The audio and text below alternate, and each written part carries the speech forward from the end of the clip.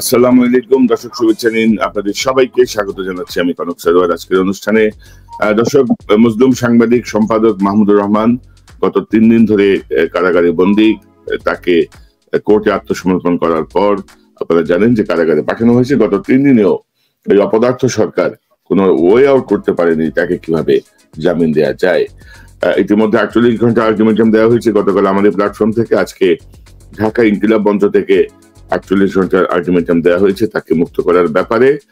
অর্থাৎ আমাদের এমন একটা অপদার্থ ব্যবস্থায় আমরা পৌঁছেছি যে 3 দিনেও কোন সহজ একটা পদ্ধতি বের করা যায় তাকে বের করার জন্য, তার কোনো ওয়ে আউট কেউ করতে পারছে না। তো আপনারা বুঝতে পারছেন যে কি কারণে আমরা অপদার্থ বলছি। তো আজকেও আমাদের প্রতিবাদ, মাহমুদুর রহমানকে জেলে পাঠানোর বিষয়ে আমাদের প্রতিবাদ অব্যাহত আছে। আপনারা জানেন যে তার মুক্তি পর্যন্ত আমরা প্রতিদিনই এই প্ল্যাটফর্ম থেকে আমরা ভার্চুয়ালি প্রতিবাদ অব্যাহত রাখবো। আজকে আমার কথা ছিল সাধারণ দর্শকদেরকে অন্তর্ভুক্ত করার। আপনাদের যে পরিমাণ রেসপন্স আমি পেয়েছি তাতে প্রত্যেকের এটা একটা সময় সাপেক্ষ কাজ। আমি দেখি আগামীকাল পারি কিনা, বাট যারা আমার সঙ্গে যোগাযোগ করেছেন প্রত্যেককে আমরা বিভিন্ন ভাবে আমাদের এই অনুষ্ঠানে তাদেরকে আমরা আলোচনা করার জন্য আমন্ত্রণ জানাবো ইনশাল্লাহ। তো দর্শক, আজকে আমার সঙ্গে অতিথি হিসেবে যোগ দিচ্ছেন, আমি যদি পরিচয় করি দিই, আজকে নতুন অতিথি দিয়ে শুরু করি।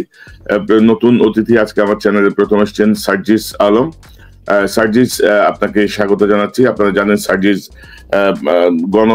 ছাত্র গণ বিপ্লবের যেই সমন্বয়ক, তার অন্যতম একজন সমন্বয়ক এবং বেশ ভোকাল এবং অ্যাক্টিভলি তিনি ভূমিকা রাখছেন বিপ্লবের সময় তো বটে, বিপ্লব পরবর্তী সময়েও। সার্জিস, আপনাকে স্বাগত জানাচ্ছি আজকের অনুষ্ঠানে। আপনাকে অসংখ্য ধন্যবাদ আমাকে আমন্ত্রণ জানানোর জন্য। দর্শক, আমার সঙ্গে যোগ দিচ্ছেন আপনাদের অত্যন্ত প্রিয় মানুষ, লেখক, সাংবাদিক, মেরিন ইঞ্জিনিয়ার, আমার নিয়মিত অতিথি জনাব মিনা রশিদ। মিনা ভাই, আপনাকে স্বাগত জানাচ্ছি। ধন্যবাদ। আসসালামু আলাইকুম। আমার সঙ্গে যোগ দিচ্ছেন বাংলাদেশ থেকে সাংবাদিক মাসুম মাহবুব। বাংলাদেশে তিনি অনেক প্রিন্ট এবং টেলিভিশন মিডিয়া দীর্ঘদিন কাজ করেছেন এবং এখনো তিনি অনলাইনে সক্রিয় আছেন, নানা বিষয় নিয়ে কাজ করেন তার নিজস্ব চ্যানেলে। মাসুম, আপনাকে স্বাগত জানাচ্ছি। আসসালামু আলাইকুম, সবাইকে শুভেচ্ছা এবং ধন্যবাদ। দর্শক, আমার সঙ্গে যোগ দিচ্ছেন আপনাদের অত্যন্ত প্রিয়জন, অনলাইন হিরো, অ্যাক্টিভিস্ট, সাংবাদিক, অনুসন্ধানী রিপোর্ট, যার অনুসন্ধানী রিপোর্ট এখনো খুব আলোচিত, জনাব ইলিয়াস হোসেন। ইলিয়াস, আপনাকে স্বাগত জানাচ্ছি। এবং আমার সঙ্গে যোগ দিচ্ছেন ইনকিলাব মঞ্চের মুখপাত্র, যিনি দ্বিতীয়বারের মতো আমার চ্যানেলে যোগ দিলেন, জনাব শরীফ মোহাম্মদ হাদি, শরীফ ওসমান হাদি। ওসমান ভাই, আপনাকে স্বাগত জানাচ্ছি আজকের অনুষ্ঠানে। আসসালামু আলাইকুম, ধন্যবাদ।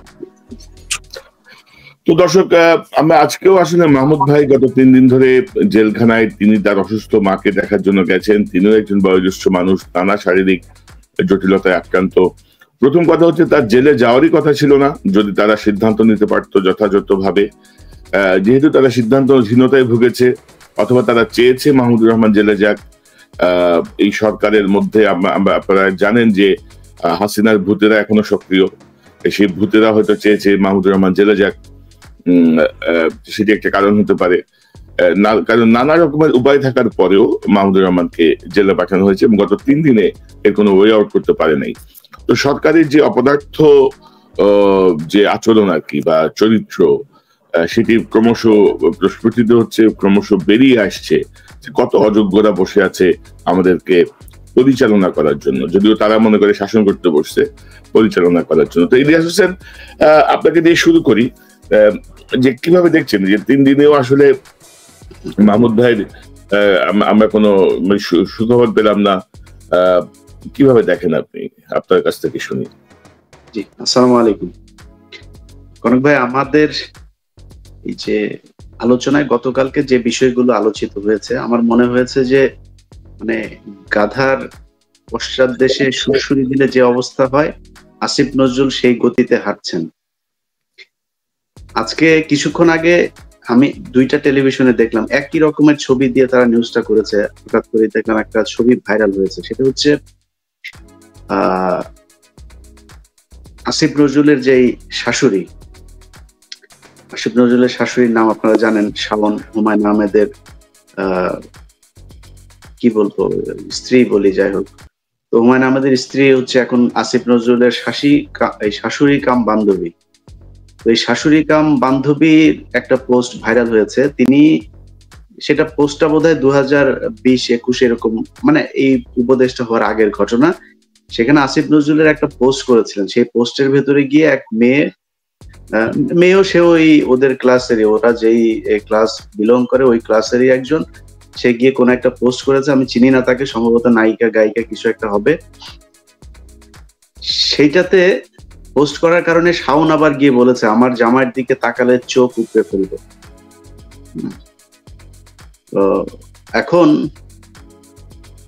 আমি মনে করি আসিফ নজরুলকে নারী ও শিশু বিষয়ক এবং সংস্কৃতি মন্ত্রণালয়ে খুব দ্রুত তাকে ওইখানে পাঠানো হোক বদলি করে।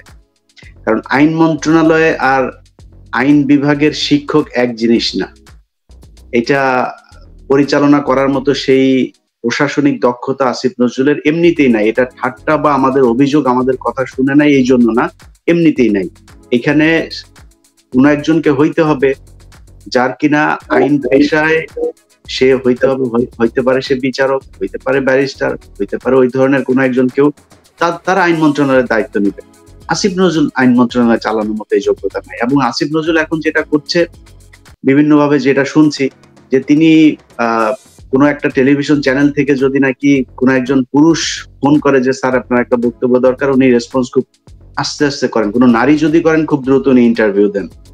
আর নারীদেরকে ছাড়া ওনাকে এখন পাওয়া যায় না, এরকম টেলিভিশন মালিক তারপরে টেলিভিশনের বিভিন্ন জনের কাছে কথা বলে শোনা যাচ্ছে। এখন মূল কথায় আসি, যে আসিফ নজরুলকে আমরা গত 7-8 দিন ধরে এই মাহমুদুর রহমান ভাই দেশে যাবে এটা মোটামুটি ঘোষণা দিয়েই যাওয়া হয়েছে। এরকম না যে মাহমুদুর রহমান ভাই খুব গোপনে দেশে ঢুকেছেন। তারপরেও সরকারের পক্ষ থেকে কেন কোনো ধরনের ব্যবস্থা নেওয়া হয় না? যে উনি যে আসছেন ওনার ব্যাপারে তো সব তথ্য জানে, সরকারের কাছে আছে যে ওনার নামে কয়টা মামলা আছে, কি কোনো ব্যবস্থা নেওয়া হয়নি। এখন ওনারা একটা ন্যারেটিভ তৈরি করার চেষ্টা করছেন, সেটা হচ্ছে আসিফ নজরুল এই কি বলে মাহমুদুর রহমানের বিরুদ্ধে যে মামলা ছিল সেই মামলায় 7 বছরের কারাদণ্ড, এই মামলার যে ধারা সেই ধারা অনুযায়ী এইটাতে তাকে জামিন দেওয়া সম্ভব হয় না। গতকালকেও যে কথাটাই বলেছে যে এখন কোনো সাধারণ সরকার নাই দেশে, এদেশে একটা বিপ্লবী সরকার। সেই বিপ্লবী সরকারের যেভাবে সংবিধান ভায়োলেট করে তারা সরকার পরিচালনা করছে, এই মাহমুদুর রহমানের ক্ষেত্রে সেটা করা সম্ভব ছিল। বাংলাদেশের সংবিধানের কোন জায়গায় লেখা আছে যে যারা 19 থেকে 5 তারিখ পর্যন্ত খুনের সাথে জড়িত ছিল সেই খুনিদেরকে ক্যান্টনমেন্টের ভেতরে ঢুকিয়ে তাদেরকে জামায় আপ্যায়ন করা হচ্ছে, 2 জন 5 জন 10 জন 20 জন করে বর্ডার পাস করে দেওয়া হচ্ছে? এটা বাংলাদেশের সংবিধানের কোথায় আছে? একজনকে আটক করা হচ্ছে, আমরা দেখছি সোশ্যাল মিডিয়াতে তার ছবি ভাইরাল হয়ে গেল, হঠাৎ করে 2 ঘন্টা পরে শুনছি সে তাকে আটক করা হয় নাই। এটা কিভাবে সম্ভব? সবকিছুই তো অস্বাভাবিক ভাবে চলছে। তাহলে শুধু মাহমুদুর রহমানের ক্ষেত্রেই এত আইন, এত স্বাভাবিক, এত স্বচ্ছতা দেখানোর প্রয়োজন মনে হলো সরকারের, এটা আমাদের কাছে ভাল লাগেনি। এখন আমাদের সোশ্যাল মিডিয়াতে আমরা কথা বলছি আর ধমক টমক দিচ্ছি, এটাতে ওই গাধার পিছনে শ্বশুরি দেওয়ার মতোই মনে করছে যে যা শ্বশুরি দেয় দেখ, এটা চলে যাবে। এই জায়গায় কনক ভাই থাকা যাবে না। আমি আজকে আপনাদের যারা এই প্রোগ্রাম দেখছেন তাদের সবার উদ্দেশ্যে বলতে চাই, আমার এখানে অতিথি যারা আছেন তাদেরকে বলতে চাই, আমরা রাজপথে একদম যেগুলো যে অন্যায় অনিয়ম হচ্ছে, সার্জিস আলম এখানে আছেন, হাসনাত আব্দুল্লাহ কালকে ছিলেন, এই প্রশাসনের 2 জন ছাত্রদের প্রতিনিধিও আছেন। সো যারা বিপ্লব করেছেন তারা জানে যে তারা কেন বিপ্লব করেছেন। এইখানে আলী ইমাম মজুমদারের মতো এইসব চোর বাটপার সারা জীবন সরকারের টাকা পয়সা গিলে উত্তরা, গুলশান, ধানমন্ডি বিভিন্ন জায়গায় বাড়িঘর করে তারপরে এখন এসে হঠাৎ করে চেয়ারে বসে গেছে, তারা তো জানে না যে এই বিপ্লবটা কিভাবে হয়েছে, কাদের রক্ত গেছে, কিছুই জানে না। তারা তাদের মতো করে আলী ইমাম মজুমদার সব জায়গায় নাক গলাচ্ছে, পুলিশ থেকে শুরু করে সব নিয়োগে তারা নাক গলাচ্ছে। এখন এই লোকগুলো যে এইখানে আছে, এদের ব্যাপারে কথা বলবে, এদেরকে তো ফোর্স করতে হবে। সেই ফোর্স করার জন্য একটা ফোর্স এই দেশের দরকার। এখন সেটার জন্য আমরা মনে করি যে আমাদের একটা প্ল্যাটফর্ম থাকা দরকার। আমি মিনার ভাই, সরওয়ার আর মাহমুদ ভাইয়ের সাথেও কথা হয়েছে, মুশফিক ফজল আনসারী থেকে শুরু করে আমাদের শফিক রহমান, সবার সাথেই কথা হয়েছে। আমরা যেটা করতে চাচ্ছি যে একটা বৈষম্য বিরোধী গণমাধ্যম পরিষদ তৈরি করব। এটার নামটা এক্স্যাক্টলি এইটাই হবে কিনা সেটা নিয়ে আমাদের এখনো আলোচনা হয় নাই পুরোপুরি, তবে মোস্ট প্রবাবলি এই নামটাই বোধহয় থাকবে। আমাদের এই সংগঠন, এই ব্যানারে আমরা কারো বিরুদ্ধে কোনো কিছু না, যে সার্জিস্টরা যে আন্দোলন করছে আমরা তাদের সাথেও আছি। আমরা এখানে শরীফ ওসমান ভাই আছেন, ওসমান ভাইদের যে ইনকিলাব সেটার সাথেও আছি। আমরা এক একজনের পরিপূরক। বিশেষ করে আমাদের যে দায়িত্বটা থাকবে, গণমাধ্যম যারা যেসব মালিকরা এখন পরিচালনা করছেন সেই মালিকরাও ঠিক ওই গাধার মতোই সুরসুরি অনুভব করছেন। তাদেরকে বলা হচ্ছে বারবার আওয়ামী লীগের দালালরা এখানে বসে আছে। এখন পর্যন্ত বসুন্ধরাকে পরিচালনা করছে নঈম নিজাম। তারপরে বৈশাখী টেলিভিশন পুরোটা এই ভারতীয় রয়ের ইয়েরা বসে আছে।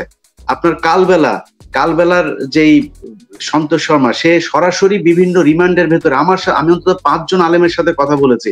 5 জন আলেম একই কথা বলেছেন যে সন্তোষ শর্মা নিজে তাদের রিমান্ডের সময় ওখানে ডিবি অফিসে উপস্থিত থাকতেন। তো এরা এখনো এখানে বসে আছে। এই সময় ইসলাম, ওইদিকে রাহুল রাহা বলা হচ্ছে যে তাকে বের করে দেওয়া হচ্ছে। রাহুল রাহা এখনো তাদের অফিসের গাড়ি ব্যবহার করছে। কালকেও তাকে তার গাড়ির স্টিকার সহ গাড়িতে একজন দেখেছে। এরকম এই যে একটা বিশাল চক্র, তারা মনে করছে যে কয়েকদিন পরে স্বাভাবিক হয়ে যাবে। এই স্বাভাবিক অবস্থা বাংলাদেশে আসতে দেওয়া যাবে না।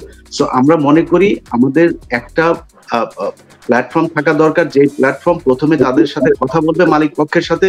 মালিক পক্ষ যদি না শোনে তাহলে কেমনে শোনাইতে হয় সেই ব্যবস্থা করতে হবে।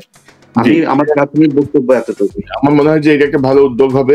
আমরা তার কথা বলছিলাম, এটা নিয়ে নিশ্চয়ই আমরা একটু কথা আগাবো এবং আমরা একটা ফর্মাল একটা ঘোষণা দিব। আমরা সমন্বয়কদের সঙ্গে কাজ করব, বা প্রত্যেকটা প্ল্যাটফর্ম যেখানে যেখানে আছে, কারণ এই জায়গাগুলো থেকে আমার মনে হয় যে এটাকে সহযোগিতা করা প্রয়োজন। কারণ বাংলাদেশের এত রক্তের পথের বিনিময়ে আমাদের যে বিজয়, সেটি টিকিয়ে রাখতে হলে আসলে সব দিক থেকে এক ধরনের চাপ, প্রেশার গ্রুপ